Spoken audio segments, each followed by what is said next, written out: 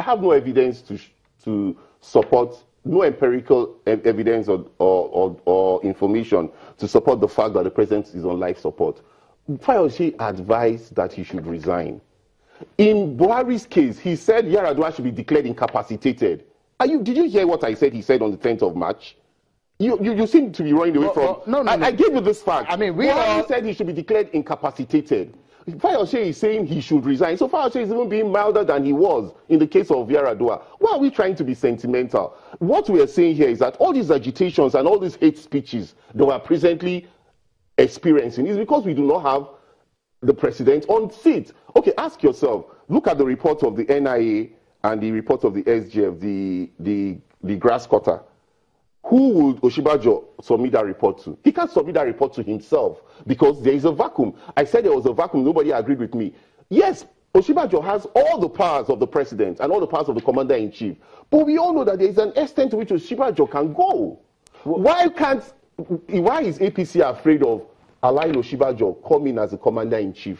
Is he not the commander-in-chief? No, as a substantive commander-in-chief. The power of the president. Oshibajo has his limitations. He's listening. I hope he can listen to me, or he will listen to me after now. He knows I'm saying the truth. Let's tell each other the whole truth. His limitations are very plenty. There are so many areas he cannot go as the acting president. Not because he cannot go with the law. Don't get me wrong. The law empowers him to do everything as the acting president because of political reasons.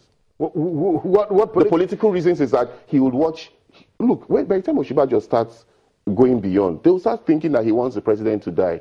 They will start thinking that he wants to get power. They will start thinking there'll be so many. There'll be so many implications. Do you think that he's done a beautiful job You see, let me tell you something. I don't have any reason to praise Oshibajo in this studio because I'm a member of PDP. But I try to always put the nail on the head. Since Oshibajo has acted as the acting president, he has done very well. I must tell you, to a very large extent. Yes, we are not yet there. But with the steps that he is taking, my people say that a festival that is going to be successful starts from the breaking of firewood.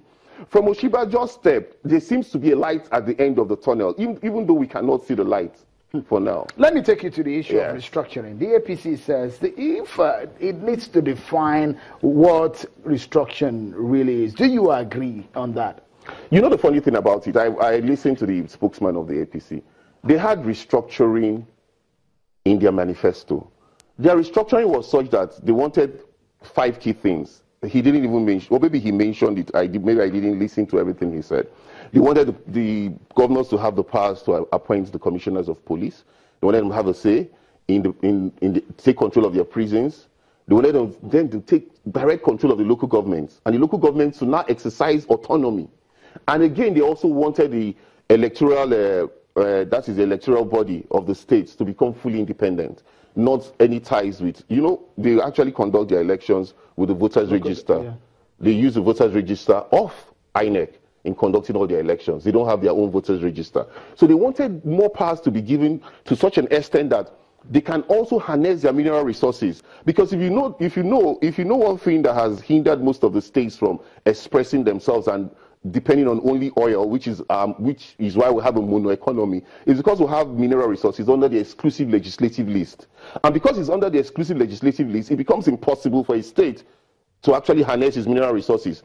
So they wanted to take that off the exclusive legislative list, allow the states go into mineral exploration, into mining, and actually harness their own funds and probably pay to the center, which was what we had in 1963. You think that is beautiful? That is splendid. But they have just told you that it is not in the front burner. El Rufai has been speaking from 2 corners of the mouth. El Rufai came in 2010 when he granted an interview with This Day and said that restructuring was the only way to driving real peace. Today he's saying restructuring is not feasible. All right, we'll take a moment, but when we come back, Mr. Okolibo is still with us. I'll be digging deeper into the issue of restructuring. Join us again.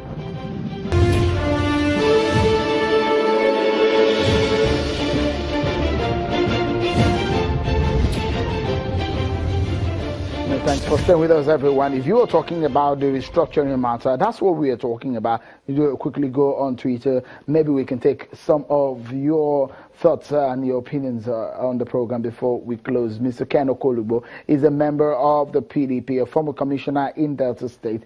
He always likes to be called a political analyst and has been talking about the issue of the PDP, the restructuring matter on the front burner in Nigeria.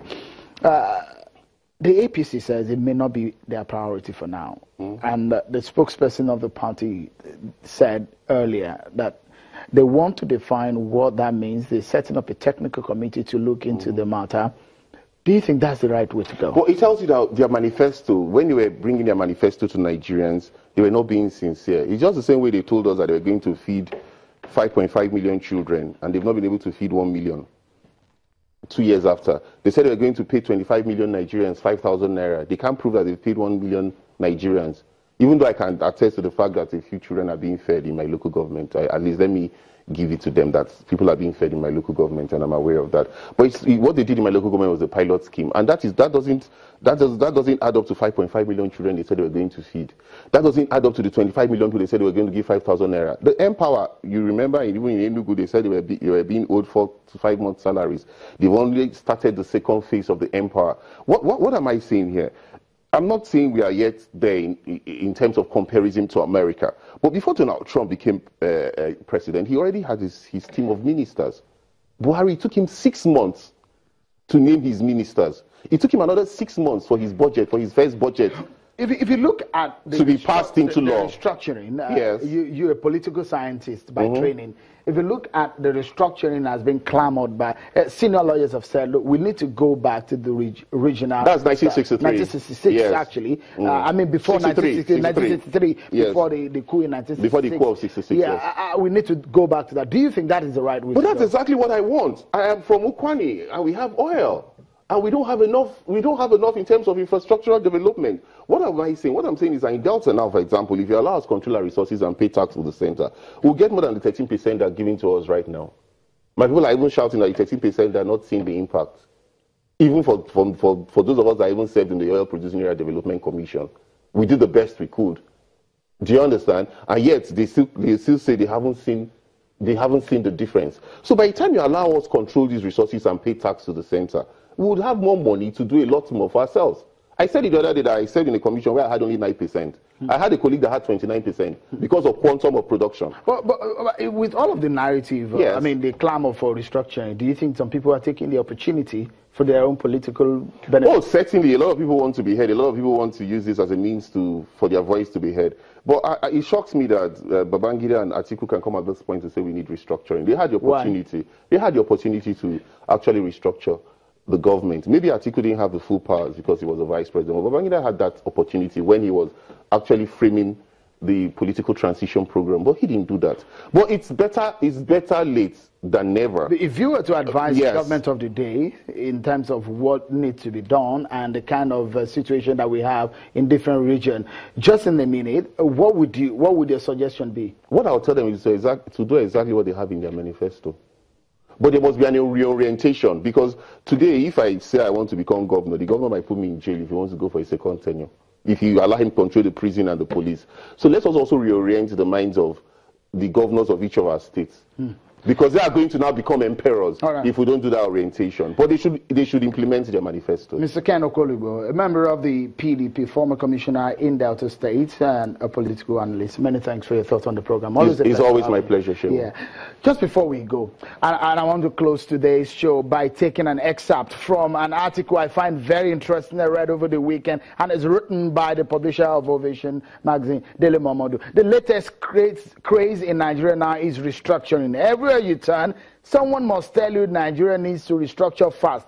Everyone, including those who have controlled power the longest, is crying and lamenting like the biblical Jeremiah that they've been marginalized. You begin to wonder, what is wrong with us? The arguments of those seeking justice by fire, by force, thus falls flat on closer examination, because there is no one north or one south, one Igbo, one Yoruba, one Hausa. New and uglier problems would constantly emerge as soon as we break Nigeria up into pieces. I'm reasonably assured that fresh complaints of marginalization will resume. That is his opinion, that of Mr. Dele Momodu. And those are his words as published by a newspaper on July the 1st, 2017. But that's where we anchor a food for thought for everyone. And that's our show for tonight. Many thanks for being part of it. On behalf of the team, till next time, bye for now.